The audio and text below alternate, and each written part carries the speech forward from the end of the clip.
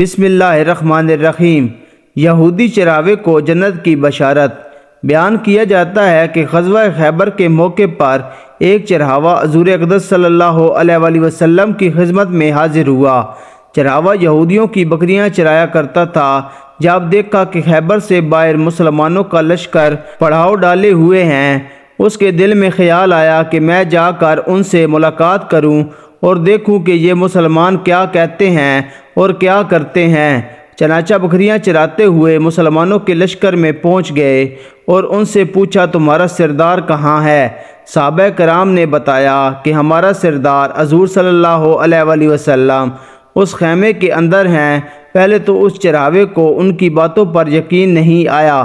اس نے سوچا کہ اتنے بڑے سردار ایک معمولی سے خیمے کے اندر کیسے بیٹھ سکتے ہیں۔ اس کے ذہن میں یہ بھی تھا کہ جب آپ اتنے بڑے بادشاہ ہیں تو بہت ہی شان و شوکت اور ٹھاٹ باٹ کے ساتھ رہتے ہوں گے، لیکن وہاں تو کھجور کے پتوں کی چٹائی سے بنا ہوا ایک خیمہ تھا۔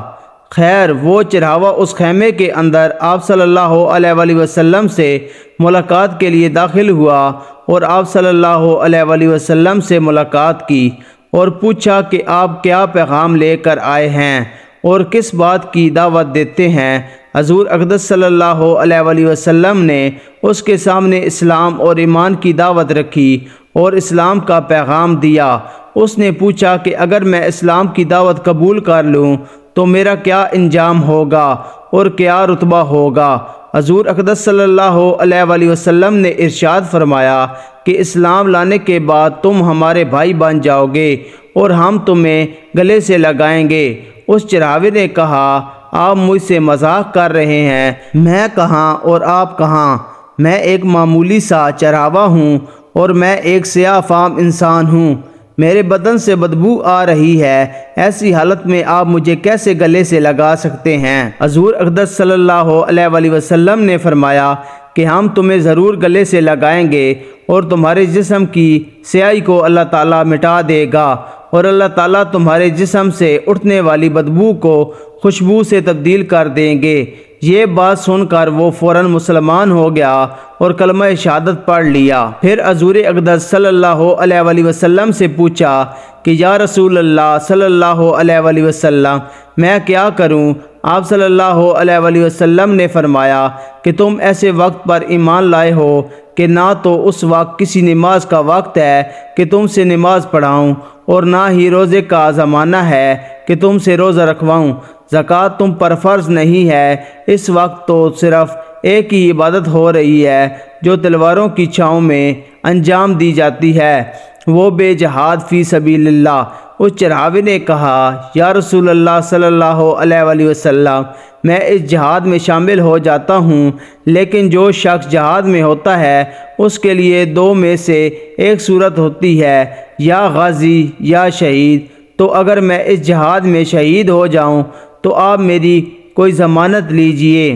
حضور اقدس صلی اللہ علیہ وآلہ وسلم نے فرمایا کہ میں اس بات کی ضمانت لیتا ہوں کہ اگر تم اس جہاد میں شہید ہو گئے تو اللہ تعالیٰ تمہیں جنت میں پہنچا دیں گے اور تمہارے جسم کی بدبو کو خوشبو سے تبدیل فرما دیں گے اور تمہارے چہرے کی سیاہی کو سفیدی میں تبدیل کر دیں گے۔ چونکہ وہ چرواہا یہودیوں کی بکریاں چراتا ہوا وہاں پہنچا تھا، اس لیے حضور اقدس صلی اللہ علیہ وآلہ وسلم نے فرمایا کہ تم یہودیوں کی جو بکریاں لے کر آئے ہو ان کو جا کر واپس کرو، اس لیے کہ یہ بکریاں تمہارے پاس امانت ہیں۔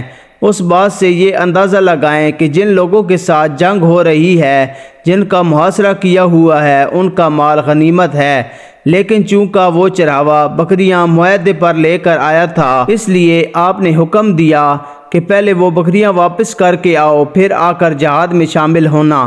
چنانچہ اس چرواہے نے جا کر بکریاں واپس کیں اور واپس آ کر جہاد میں شامل ہوا اور شہید ہو گیا۔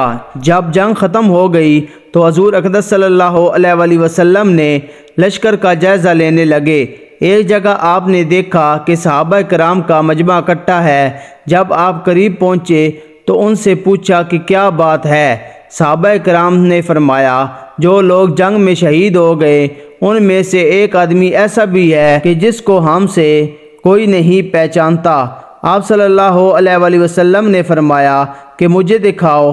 جب آپ صلی اللہ علیہ وآلہ وسلم نے دیکھا تو آپ صلی اللہ علیہ وآلہ وسلم نے فرمایا تم اس شخص کو نہیں پہچانتے مگر میں اس شخص کو پہچانتا ہوں، یہ چرواہا ہے اور یہ وہ عجیب و غریب بندہ ہے جس نے اللہ کی راہ میں ایک بھی سجدہ نہیں کیا، اور میں اس بات کی گواہی دیتا ہوں کہ اللہ تعالیٰ اس کو سیدھا جنت الفردوس میں پہنچا دیا ہے، اور میری آنکھیں دیکھ رہی ہیں کہ ملائکہ اس کو غسل دے رہے ہیں اور اس کی سیاہی سفیدی میں تبدیل ہو گئی ہے اور اس کی بدبو خوشبو میں بدل گئی ہے۔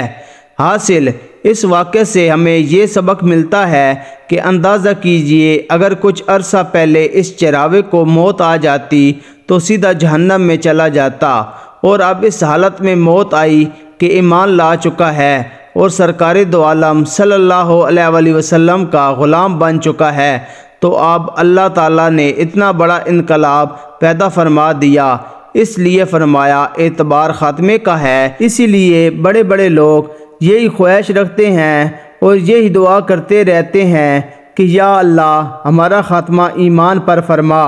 میری یہ دعا ہے کہ اللہ تعالیٰ ہم سب کو اس سے سبق حاصل کر کے اس پر عمل کرنے کی توفیق عطا فرمائے، آمین۔